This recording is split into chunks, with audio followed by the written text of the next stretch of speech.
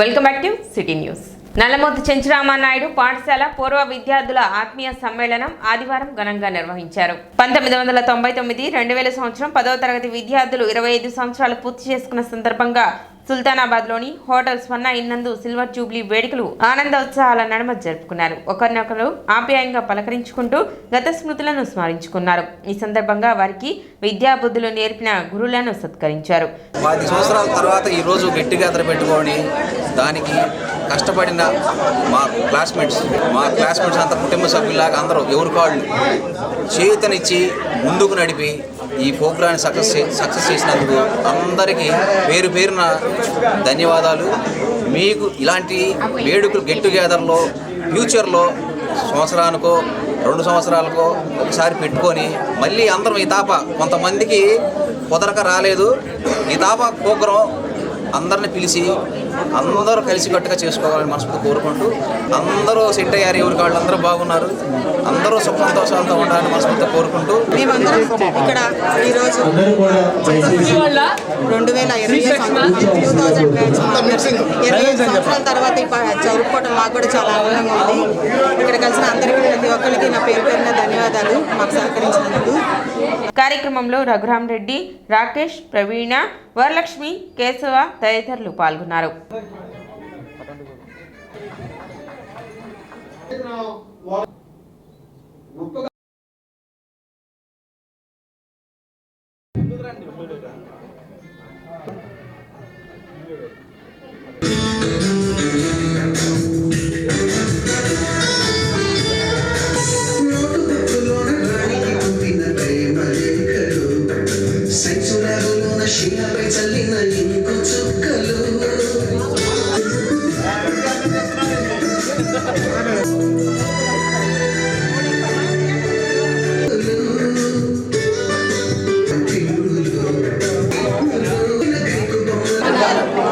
లైఫ్కి వెలుగునివ్వడానికి వచ్చిన సన్మానించుకోవడం అనేది మా పూర్వజన్మ సుకృతంగా భావిస్తున్నాం. 4 ఏళ్ల తర్వాత వాళ్ళందరినీ ఒక చోటికి తీసుకొచ్చి ఫ్రెండ్స్ అందరం కలిసి పూర్వ విద్యార్థులందరం కలిసి వాళ్ళందరినీ సన్మానించడం అనేది మాకు చాలా ఆనందంగా ఉంది. సో గురువు అంటే మనం ఫస్ట్ నుంచి అలా నేర్చుకున్నాం. మాతృదేవోభవ, పితృదేవోభవ, ఆచార్య దేవోభవ అని మనం ఎంతో స్థానాన్ని ఇచ్చాము. ఈరోజు వాళ్ళు ఆ రోజు మనకి నేర్పిన విద్యవన్నీ మనం అందరం ఉన్నాం కాబట్టి దాన్ని స్మరించుకుంటూ వాళ్ళందరినీ సన్మానించుకోవడం మాకు చాలా ఆనందంగా ఉంది. మంచి పొజిషన్లో ఉన్న కొంతమంది పిల్లలు ఉన్నారు, కొంతమంది లేకపోతే దానికోసం మీరు పొంగిపోవద్దు, ఉన్న వృత్తినే మీరు తీసుకోండి. ఇప్పుడు ఒక ఆయన కలెక్టర్ ఉద్యోగం వచ్చింది, ఒక ఆయనకు బండ్ రోజు వచ్చింది. ఈ బండ్ రోజు నాకు కలెక్టర్ ఉండిపోతే ఏమవుతుంది? ఏమి రాదు. మనకు ఉంది ఒకటి అన్నాడు, మనం ఎక్కడ నివసిస్తున్నాం, ఇప్పుడు where we are living it is a paradise అంతే. మనం ఎక్కడ నివసిస్తున్నాం అదే మనకు స్వర్గం అనుకోవాలి, కానీ ఎడో స్వర్గానికి పోవాలంటే ఎట్లా? మనం అంత ఊహ పోకూడదు. ఉన్న దానిలోనే జాగ్రత్తగా చేసుకొని మంచి భవిష్యత్తు ఏర్పాటు చేసుకోండి. బ్యాడ్ వేలోకి పోవద్దు. ఈ మధ్య వాతావరణం ఏంటంటే ప్రతివాడు నేను అక్కడ షాప్ వాడు చూసింటే ముందు కోసం వస్తున్నాను. మా షాప్ పక్కన ఉంది. నా బాధ ఏంటంటే అక్కడ టీ దాకా వస్తున్నారు, టీ తాగినట్టు తాగుతున్నారు, మందు తీసుకెళ్ళిపోతున్నారు. కుర్రాళ్ళు అంత కుర్రాళ్ళు మీరు అక్కడ నేను అయిపోతున్నా, మీరు అక్కడ తీసుకెళ్ళిపోతున్నారా? ఎందుకు పోతున్నారు? ఏముంది? కాపీలాగా వస్తున్నారు. కానీ పర్సనల్లీ మీరు అలాంటి విషయాలు ఎంటర్ కావచ్చు. మీ భవిష్యత్తును సక్రమంగా చూసుకొని ఇంట్లో పిల్లల్ని మీ ఫ్యామిలీని తీసుకొని డెవలప్ కావాలని నేను మనస్ఫూర్తిగా కోరుకుంటున్నాను. వైఎస్ఆర్ కాంగ్రెస్ పార్టీ పాలనలో పూర్తిగా నాశనమైన వ్యవస్థలను గాడిన పెడుతూ రాష్ట్రాన్ని ప్రగతి పదంలో పయనింప చేయడానికి కృషి చేస్తున్న కూటమి ప్రభుత్వానికి ఎమ్మెల్సీ ఎన్నికల్లో విజయం అందించడం ద్వారా మరింత బలమిద్దామని గుంటూరు కృష్ణా పట్టభద్రుల నియోజకవర్గ ఎమ్మెల్సీ అభ్యర్థి ఆలపాటి రాజేంద్ర ప్రసాద్ పిలుపునిచ్చారు. పట్టణంలోని కళ్యాణ మండపంలో తెలుగుదేశం పార్టీ నాయకులు కార్యకర్తలతో నిర్వహించిన సమావేశంలో ఆయన మాట్లాడుతూ తెనాలి వేమూరు నియోజకవర్గాల్లోని సుమారు 31,000 మంది పట్టభద్ర ఓటర్లను గుర్తించి వారితో మాట్లాడాలని సూచించారు. ఈ ఎన్నికల సందర్భంలో మొట్టమొదటిగా 7వ తారీఖు నామినేషన్ వేద్దామని అనుకుంటా ఉన్నాను. మన వాళ్ళందరూ ఈ 2 నియోజకవర్గాల ప్రజలందరూ కూడా రావాల్సిందిగా ఈ సందర్భంగా మీకు కోరుకుంటా ఉన్నాం. వ్యవస్థలన్నీ నాశనం అయిపోతే ఆ వ్యవస్థలన్నింటినీ గాడిలో పెట్టుకుంటూ వనరులను సమీకరించుకుంటూ ఏదైతే మనం గత ప్రభుత్వంలో మనం ప్రారంభించామో ఆ ప్రారంభించినటువంటి అన్ని రంగాలని కూడా నాశనం చేసినటువంటి ఈ రోజున ఇలాంటి అంశాలు ఎక్కడ కూడా జరగవు. ఏ రాష్ట్రంలో కూడా ఇంతవరకు ఇంత నాశనం, ఇంత విధ్వంసం మనం చూడలేం. 3 రాజధానుల పేరుతో ఉన్న రాజధానిని పూర్తిగా సర్వనాశనం చేశారు. ఆఖరికి వేసిన రోడ్లు కంకర కూడా దోకొని వెళ్ళారు. ఇంతకంటే దుర్మార్గం ఇంకోటి ఉండదని చెప్పి మనం చేస్తాం. 10 మంది నడిచే రోడ్డు ఎవరు వేశారనేది కాదు, మనోహర్ గారు వేశారా, రాజేంద్ర ప్రసాద్ వేశారా, లేకపోతే ఆనందబాబు వేశారా అనేది కాదు. అవి ఒకళ్ళు వేశారు కాబట్టి ఇంకొకళ్ళతో వేశారు. ఆ రకంగా నాశనమైనటువంటి అన్నీ కూడా మళ్ళీ తిరిగి పూర్వవైభవం తీసుకురావాలి, మళ్ళీ రాజధాని తీసుకురావాలి, మళ్ళీ పోలవరం తీసుకురావాలి, అదేవిధంగా పరిశ్రమలను స్థాపించాలి. ఏ ఉద్దేశంతో అయితే 20 లక్షల ఉద్యోగాలు ఇస్తామని చెప్పామో 20 లక్షల ఉద్యోగాలు సాధించాలి అనే ప్రయత్నంలో ఈ రోజున ఈ యొక్క ప్రభుత్వం, కూటమి ప్రభుత్వం పనిచేస్తాం. అందరికీ తెలిసిన వ్యక్తి, అన్నీ తెలిసిన వ్యక్తి, దూరదృష్టి కలిగినటువంటి వ్యక్తి, ఒక దార్శనికుడు మనకు ముఖ్యమంత్రిగా ఉన్నాడు.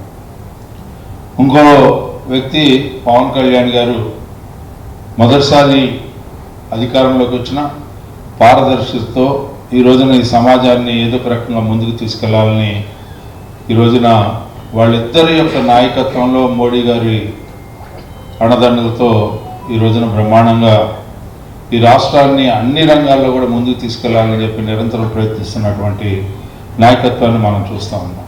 ఎమ్మెల్సీగా పోటీ చేస్తున్నానా, మరి ఎమ్మెల్సీ అభ్యర్థిని గెలిపించాలా, బాగా చేయాలా, మన ఎమ్మెల్యే గారు, మన రాజా గారు, అది తర్వాత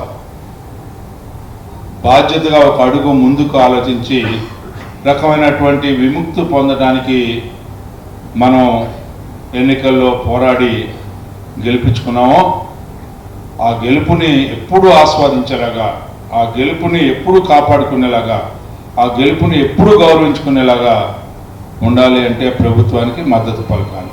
ప్రభుత్వం తరఫున ఒక వ్యక్తిగా నేను మీ ముందుకు వచ్చి పోటీ చేస్తున్నాను తప్పితే నేను మన రాజా గారు, మన ఆలోచన, మన విధానం అనే ఆలోచన రెండో విడతగా మనం ఆలోచించాలి. ముందు ఆలోచించాల్సిందండి ప్రభుత్వానికి మద్దతు పలకాలి. ఈ ఎన్నిక కాదు, ఏ ఎన్నిక జరిగినా కూడా మనం ప్రభుత్వానికి మద్దతు పలకాలి, ప్రభుత్వాన్ని రక్షించుకోవాలి, ప్రభుత్వాన్ని కాపాడుకోవాలి. ఆ కాపాడే నేపథ్యంలో నేను వ్యక్తిగా ఒక ఎమ్మెల్సీగా మీ ముందుకు వచ్చాను. నన్ను గౌరవించుకోవటం, మరి ముఖ్యంగా ఇక్కడ ఉన్నాను కాబట్టి అందరూ కూడా గౌరవించుకోవటం అనేది అది రెండవ అంశం.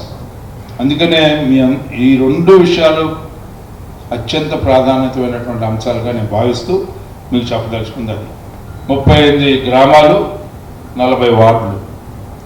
ఈ 78 వార్డులు, గ్రామాల నాయకత్వం, మండల నాయకత్వం అందరూ 2 రోజులు మీరు అదే పని మీద ఉంటే మొత్తం వెరిఫికేషన్ అయిపోద్ది. వేమూరులో కానీ ఇక్కడ కానీ 2 రోజులు. దీనికి వేరే పెద్ద కష్టం అవసరంలా.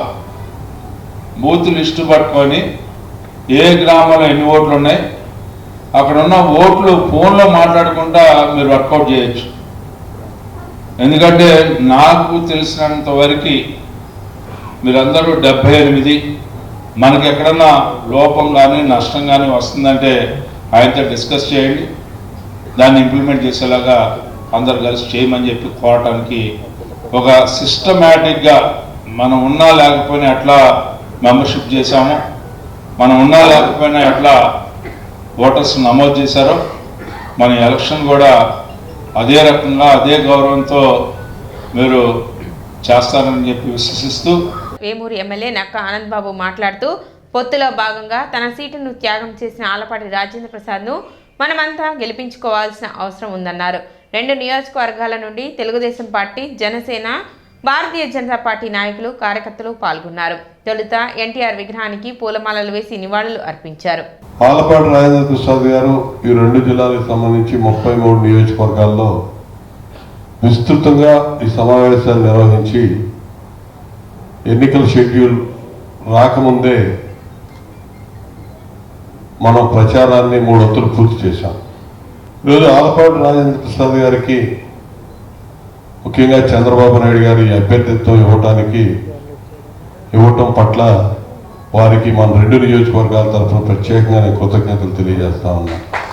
ఈ రాబోయే 27వ తేదీ జరగబోతున్నటువంటి ఎన్నికకి సంబంధించి క్షేత్రస్థాయిలో గ్రౌండ్ వర్క్ ఎలా చేసుకోవాలి, ప్రతి ఓటర్ని ఎలా గుర్తించి ఆ ఓటర్ లిస్ట్ వెరిఫికేషన్ చేసి మండలాల వారీగా మండలంలో ఉన్నటువంటి ప్రతి మండలానికి ఉన్న 2 క్లస్టర్లు, అదేవిధంగా యూనిట్స్ బూత్ వారీగా సాధారణ ఎన్నికల ముందు ఏ విధమైన సిస్టమ్ ఏర్పాటు చేసుకున్నామో అదే సిస్టంలో కింద దాకా 30 ఓట్లకి ఒక వ్యక్తిని నియమించుకొని పార్టీ పరంగా ఆ గ్రామంలో కానీ ఆ మండలంలో ఉన్న కానీ నాయకులందరూ కూడా కోఆర్డినేట్ చేసుకొని ప్రతి ఓటర్ని 4-5 సార్లు 27వ తేదీలోపు మనం కలిసే ఏర్పాటు చేయాలని ఇందాక నేను మాట్లాడటం జరిగింది. ఆ దిశగా దానికి సంబంధించినటువంటి కార్యాచరణే ముఖ్యం. ఈ నామినేషన్ కార్యక్రమం బహుశా 10వ తేదీ వరకు నామినేషన్లు ఉన్నట్టున్నాయి. ఈలోపు మరి మంచి రోజు చూసి మన నాయకుల నామినేషన్ 7వ తేదీ నామినేషన్ కార్యక్రమం కూడా దాఖలు చేయబోతా ఉన్నాం. ఈలోపు కూడా మనం ప్రతిరోజు కూడా ఎంతో విలువైనదిగా అనుకొని మనం పనిచేయాలి. మన గెలుపు అనేది నల్లేరు మీద నాకు అందులో అనుమానం లేదు. కానీ ప్రత్యేకంగా రాజా గారు కూడా నాకు చెప్పింది వేమూరు, తెనాలి, గుంటూరు అర్బన్ ఏరియాస్ మనకి ప్రధానంగా ఓట్లనేవి గంపగొత్తుగా మనకు రావాలి. ఇక్కడ జరిగినటువంటి ఎన్రోల్మెంట్లో ఈ 2 నియోజకవర్గాల్లో దాదాపు నాకు తెలిసి 80% మనం చేసిన ఎన్రోల్మెంటే.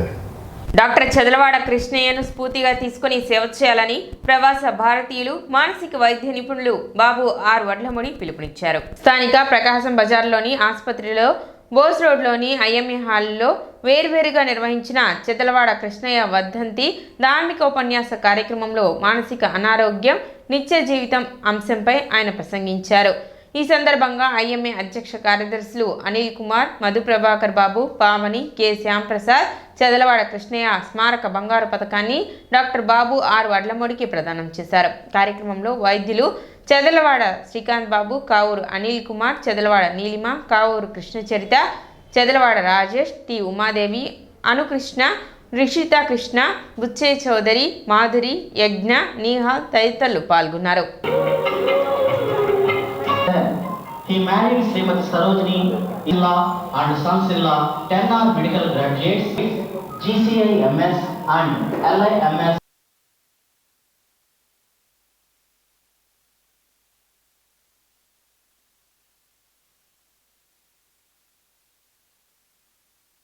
ఈస్ట్ వెస్ట్ మీట్స్ అని తూర్పు పడమరల కలయికలాగా 1966లో Kakinada medical college, Rangaraya medical college నుంచి జాయిన్ అయ్యి పట్టా పొంది ఆ తదుపరి పొన్నూరులోను బాపట్లోను కొన్నాళ్ళు ప్రైవేట్ ప్రాక్టీస్ చేసి తర్వాత 1977లో అమెరికాలోకి వెళ్ళి ఎంతో కష్టపడి సైకియాట్రీ డిసీజ్ అంటే మానసిక వ్యాధులనందు పెద్దవాళ్ళ మానసిక వ్యాధులు చైల్డ్ సైకియాట్రీ గురించి ఎన్నో పరిశోధనలు చేసి గత 50 సంవత్సరాల నుంచి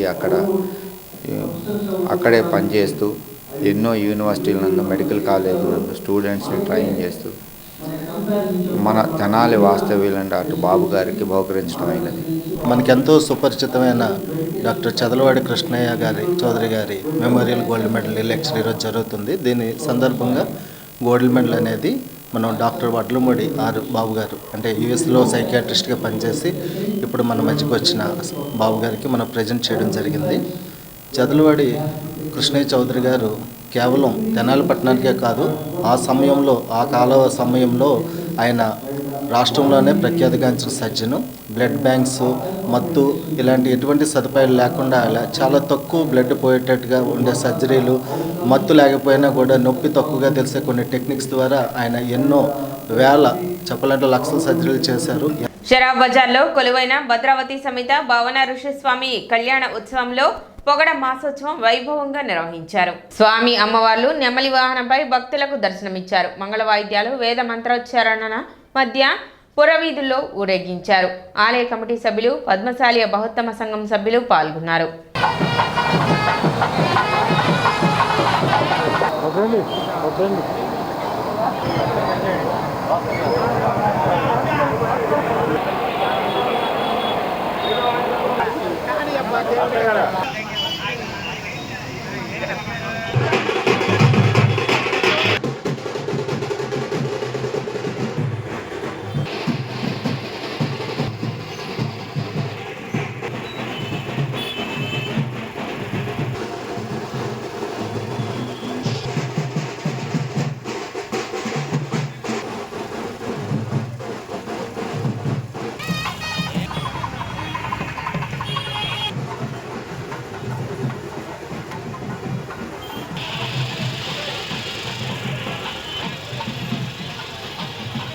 శ్రీ భద్రావతి సమేత భావన స్వామివారి కళ్యాణోత్సవం భాగంగా ఈరోజు స్వామివారు పొగడ మానోత్సవంతో నగర పురవీధుల్లో గ్రామోత్సవం జరుగుతున్నది. కావున సంఘీయులందరూ పాల్గొని ఈ కార్యక్రమాన్ని దిగ్విజయంగా పూర్తి చేసి స్వామివారి కృపకు పాత్ర కావాల్సిన కోరటమైనది. షరాబ్ బజార్లో వేయించేసిన భద్రావతి సమేత భావనేశ్వర దేవస్థానంలో 3 రోజుల నుంచి స్వామివారి కార్యక్రమాలు జరుగుతున్నాయి.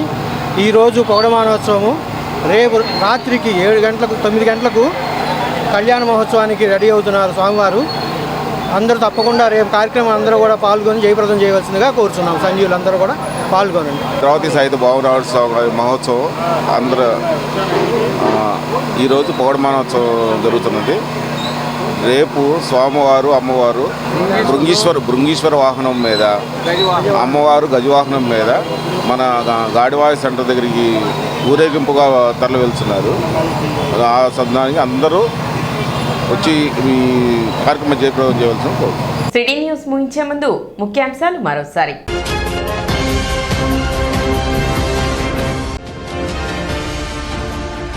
తెనాలిలో జరిగిన కాపు విద్యావంతులతో ఆత్మీయ సమావేశం నిర్వహించిన ఎమ్మెల్సీ కూటమి అభ్యర్థి ఆలపాటి రాజేంద్ర ప్రసాద్.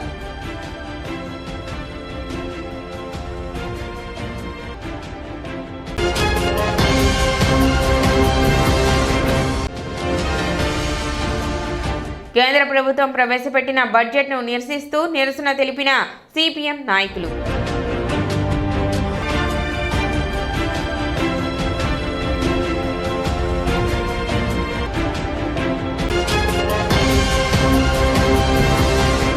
సిటీ న్యూస్ ఇంతటితో సమాప్తం. నమస్కారం.